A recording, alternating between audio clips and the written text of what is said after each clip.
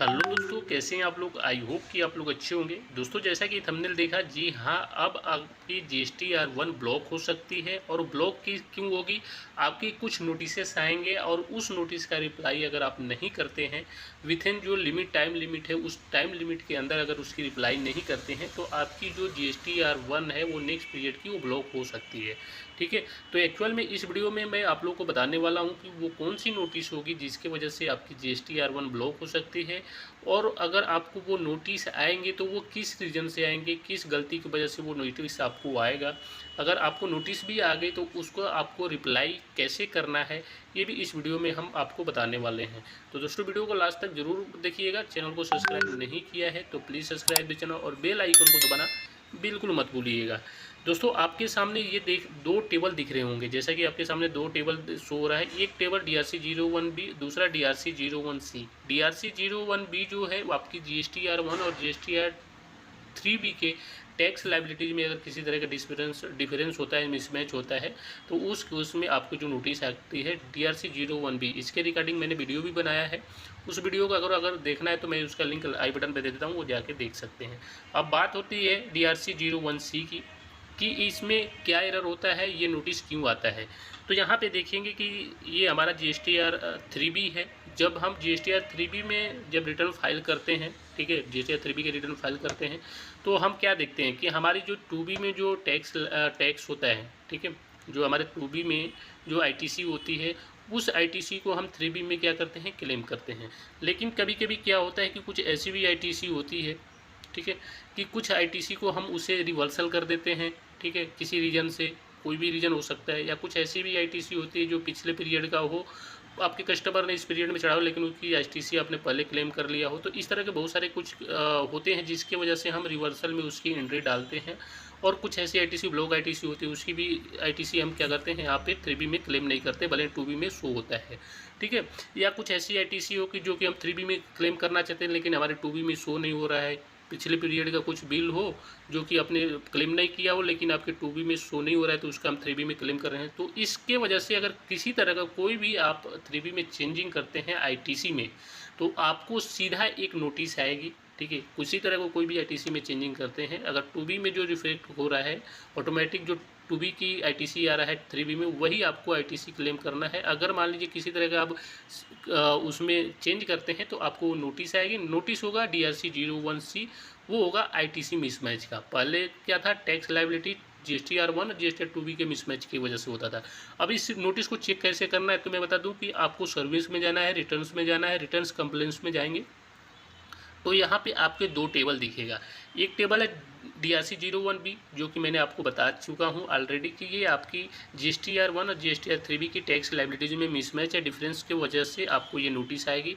और इस नोटिस को भी आपको 7 डे के अंदर रिप्लाई करना होता है। उसके बाद जो नए नोटिस हैं, ये है ITC मिसमैच का DRC 01C। इसमें क्या होगा कि आपकी 2B और GSTR 3B की ITC में मिसमैच होने पे आपको ये नोटिस आएगी और इस नोटिस को आपको रिप्लाई करना होगा विद इन 7 डे के अंदर। अब इस नोटिस को आपको कैसे चेक करना है तो मैंने आपको बता दिया है। आपको अपने पोर्टल पर लॉगिन करना है, सर्विस में जाना है, रिटर्न्स में जाना है, रिटर्न्स कंप्लेंट्स में जाएंगे और जब DRC 01C की जो टेबल पर क्लिक करेंगे तो आपके सामने ये इस तरह का ऑप्शन खुलेगा जिसमें आप नोटिस को सर्च कर सकते हैं रेफरेंस नंबर के थ्रू और रिटर्न पीरियड के थ्रू या स्टेटस के थ्रू। तो ये 3 तरीके दिए गए हैं जिसमें आपको डाल के अपने नोटिस के, अगर आप मान लीजिए आपके पोर्टल पर बहुत सारे नोटिस हैं तो उस नोटिस को आप रेफरेंस नंबर या रिटर्न पीरियड डाल के, तीनों में से किसी के डाल के आप किसी भी नोटिस को सर्च कर सकते हैं। ठीक है, अब यहाँ पे जैसे मान लीजिए ये नोटिस आ गया तो यहाँ पे आपको जैसे मान लें आपने स्टेटस डाल के शो किया तो यहाँ पे आपको एक नोटिस हो रहा है। ठीक है, इस नोटिस में आप देखेंगे कि ये जून मंथ का नोटिस है। ठीक है, अब इस नोटिस को आपको, अगर कोई एरर आपने गलती की है या आपने कुछ छेड़छाड़ की है ITC में तो उसके वजह से ये आएगा। और इसको जब क्लिक करेंगे उस नोटिस पे तो आपके सामने इस तरह का कुछ टेबल खुलेगा जिसमें आपको सारे डिटेल लिखा होगा, आपका GST नंबर, ठीक है, आपकी पार्टी का नाम, पीरियड, कौन से पीरियड का आपका रिटर्न है, ठीक है, वो आपके सामने आएगा। और इसमें जो मिसमैच होगा, ठीक है, जो डिफरेंस होगा वो डिफरेंस भी आपको यहाँ पे साफ साफ लिखा होगा। यहाँ पे ऊपर दिखेगा कि आपकी GSTR 2B में कितना आपकी ITC थी और GSTR 3B में आपने क्या ITC क्लेम किया है, वो दोनों के वजह से आपने कुछ डिफरेंस है तो उसका डिफरेंस क्या है वो आपके यहाँ पे नीचे लिखा आएगा। ठीक है, तो ये अगर आपको कोई नोटिस आती है तो उस पर आप क्लिक करके आप इसको एक बार चेक कर सकते हैं और आपकी डिफरेंस की वजह भी पता चल जाएगी कि ये डिफरेंस किसकी वजह से है, कि क्या आपने 2B में ज़्यादा चार्ज किया है या कम किया है, 3B में ज़्यादा किया है या कम किया है। जो भी डिफरेंसेस होगा उस नोटिस में आपको इस तरह से आपको पूरी फॉर्मेट जैसे दिख रहा है ऐसे ही फॉर्मेट आपको एक्चुअल दिखने को मिलेगा।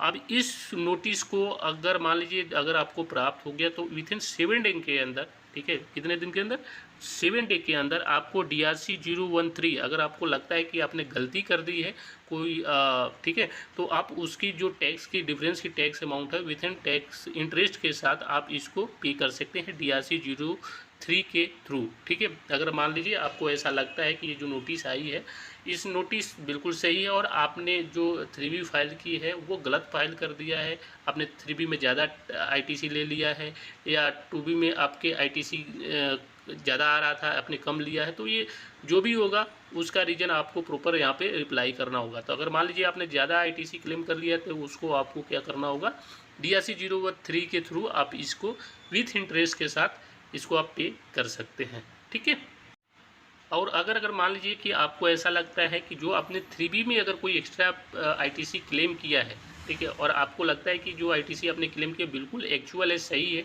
कुछ ऐसे बिल थे जो आपके प्रीवियस पीरियड का था जो आपने प्रीवियस ईयर में उसकी ITC क्लेम नहीं किया था, इस पीरियड में क्लेम कर रहे हैं जिसके वजह से आपके डिफरेंसेस हो रहे हैं, तो उस डिफरेंसेस को भी आपको रिप्लाई करना होगा। कितने दिन के अंदर, 7 डे के अंदर उसकी रिप्लाई करना होगा। उस रिप्लाई में आपको बताना होगा कि ये जो डिफरेंसेस हैं किस वजह से है। ठीक है, अगर ऐसा नहीं करते हैं, ठीक है, अगर आप इस नोटिस की रिप्लाई अगर आप 7 डे के अंदर नहीं करते हैं तो आपको ये रिकवरी भी टैक्स अलग तरीके से डिपार्टमेंट कर सकता है। ठीक है, अब बात होता है कि आपको इसकी पेमेंट कैसे करना है, इसकी रिप्लाई कैसे करना है। तो अगर मान लीजिए जब पार्ट बी पे जब जाएंगे तो यहाँ पे आपको इंटर करना है ARN नंबर। ठीक है, ARN नंबर कौन सा होगा, जो ARN नंबर नोटिस आएगा उस पर ARN नंबर होगा, वो ARN नंबर डाल के वैलिड पे क्लिक करेंगे, वैलिड पे क्लिक करके आपके सामने यहाँ पे डिटेल खुल जाएगा, जो भी डिफरेंसेस होंगे नीचे। उसके बाद अगर इसको पेमेंट करना होगा तो यहाँ पे क्लिक हेयर फॉर DRC 013 अगर पेमेंट करना हो, अगर आपको लगता है कि आपने जो टैक्स जो है ITC जो है वो ज़्यादा क्लेम कर लिया है तो यहाँ पे क्लिक हेयर फॉर DRC 013 के थ्रू आप विथ इंटरेस्ट के साथ इसको पे कर सकते हैं।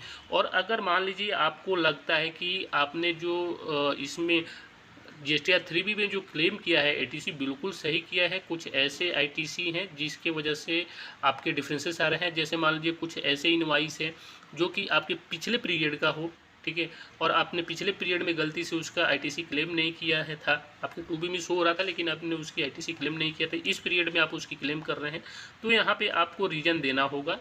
ठीक है, इसमें बहुत सारे रीजन हैं, या कुछ ऐसे भी ITC हैं जो कि आपके 2B में आपको, जैसे इंपोर्ट परचेज हो गया, इंपोर्ट परचेज है 2B में आपके शो नहीं हो रहा है लेकिन आप उसकी 3B में ITC को क्लेम कर रहे हैं, क्योंकि इंपोर्ट परचेज का जो होता है 2B में हमारा शो नहीं होता लेकिन हम 3B में उसको क्लेम करते हैं, तो इसके वजह से भी ये नोटिस आ सकता है। तो जब भी नोटिस आए तो ये आपके सामने कुछ रीजन दिया है, इस रीजन में जो भी आपके रीजन होगा उसके सामने यहाँ पे आपको लिखना होगा, टाइप करना होगा और इसमें रिप्लाई में देना होगा कि हाँ ये इस रीजन की वजह से हमारा जो GSTR 2B और 3B में मिसमैच आ रहा है या डिफरेंस आ रहा है। ठीक है, तो आप अपने हिसाब से जो भी रीजन होगा यहाँ से आप सिलेक्ट करेंगे। ठीक है, और सिलेक्ट करने के बाद इसमें आपको उस एरर के बारे में एक्सप्लेन करना होगा। ठीक है, और एक्सप्लेन करने के बाद नीचे एक और है, यहाँ पे देखेंगे एनी अदर, अगर मान लीजिए जो भी रीजन ऊपर दिख रहा है उस रीजन में से कोई भी रीजन नहीं है तो एनी अदर पे क्लिक करके जो एक्चुअल आपके रीजन है वो रीजन डालेंगे। और डालने के बाद इसमें कुछ आपको अगर डॉक्यूमेंट कुछ अपलोड करना चाहें तो इस डॉक्यूमेंट को भी यहाँ पे अपलोड कर सकते हैं, लेकिन ध्यान देना है आपको JPG और PDF फाइल में होना चाहिए और मैक्सिमम साइज़ जो है 5 MB का होना चाहिए। ठीक है, और उसके बाद यहाँ पे जो यहाँ पर टिक करेंगे और टिक करने के बाद सेव करेंगे और सेव करने के बाद इसको फाइल करेंगे। ठीक है, ठीक है, जैसे ही सबमिट करेंगे आपके सामने कुछ फाइनल इस तरह से रिपोर्ट आपके सामने आ जाएगा कि आपने जो DHC 01C का जो रिपोर्ट जो फाइल किया है, जो रिप्लाई किया है नोटिस का, उसमें सारे ये डिटेल आ जाएंगे। जो भी डिफरेंसेस है वो डिफरेंसेस का जो रीज़न आपने इसमें डाला होगा तो फाइनल आपके सामने इस तरह से आ जाएगा।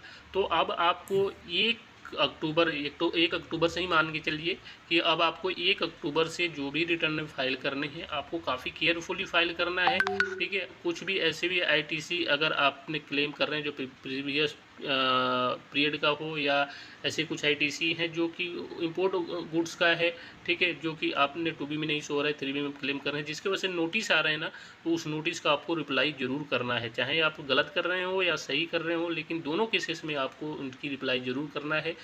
ठीक है, अगर आपसे गलती हो गई है तो उस गलती को सुधारने के लिए भी आपको इसकी रिप्लाई करना होगा, नहीं तो आपकी जो GSTR1 है वो नेक्स्ट पीरियड की ब्लॉक हो जाएगी। तो आई होप कि वीडियो पसंद आएगा। मिलते हैं नेक्स्ट वीडियो में। जय हिंद, जय भारत, धन्यवाद।